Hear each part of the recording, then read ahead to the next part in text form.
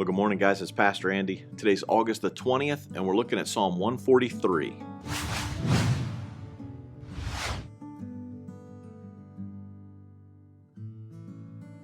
Psalm 143 is a tough chapter. It deals with a lot of difficult things. It deals with this problems that we can go through in life. And here we see the psalmist, and this is a psalm of David, one of his last psalms that he wrote as we're getting down to the end of the book of Psalms.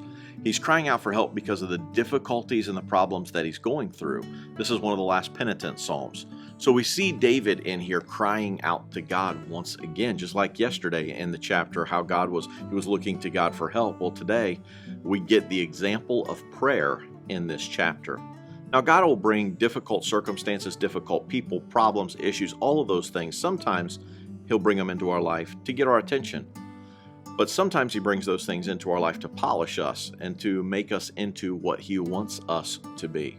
So when we go through difficulties and problems and all that, it's not always because of sin in our life or because we've done something wrong or whatever. Sometimes it can be God preparing us for use for something special at a later date.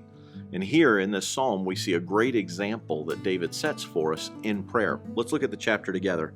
He starts off in verse 1. Hear my prayer, O Lord. Listen to my plea. Answer me. And that's kind of the theme of the first half of this psalm down to verse 6 is hear me.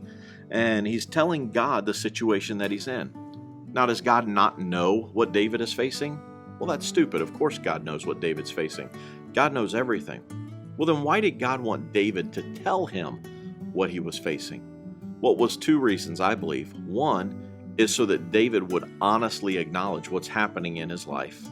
And two, to bring God into every one of those situations. And so God wants us today to cry out to Him, to ask Him to hear our prayer, to listen to our plea, to answer us. And we should have that God, hear me kind of an attitude. God, here's what I'm facing. Here's what I need you for. Here's what I need you in.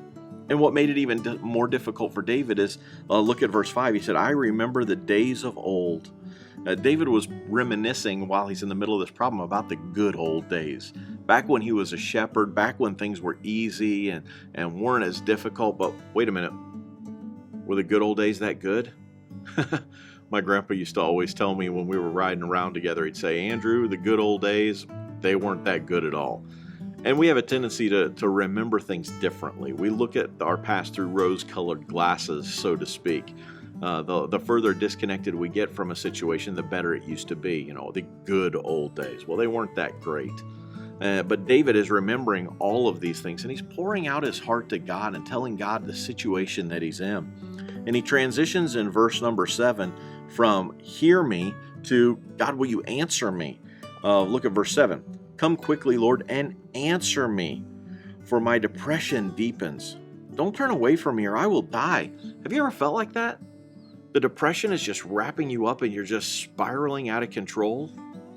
I've experienced that, and it's tough. And so many times preachers and other Christians will tell you, you just need to have faith. You just need to trust God. You just need to turn and look to God. Now, are those things true? Well, yeah. But are they easy? Absolutely not. And when we're in the middle of these situations that just feel like we're wrapped up in chains and we're being dragged down into the ocean, we can't breathe, we can't move, and we're just going down, we're sinking. Sometimes the only thing that we can do, not sometimes, the only thing we can do is cry out to God. And He's promised that He will hear us and He will answer us. And that's what David's talking about here. Not only is he saying, answer me, but David is waiting in expectation for God to answer. Verse 8, let me hear your unfailing love each morning, for I am trusting you. Show me where to walk, for I give myself to you. Boy, what a prayer that we should pray every single day. God, show me where to walk. I'm giving myself to you. And that's when we've got God's attention. That's when God looks down and says, okay, if you're serious, I'm going to show you what I want you to do. And then we have to be faithful. But the whole thing in this psalm, the whole lesson is this. We have an example in prayer when we're going through difficult and rough situations. And it is to cry out to God, ask God to hear our prayer, and then know, trust, believe, and wait in expectation because God does hear and God will answer our prayers. So I hope you'll get into this psalm today and read it and see what God has for you and what God points out for you today. And until tomorrow, God bless you and have a great day.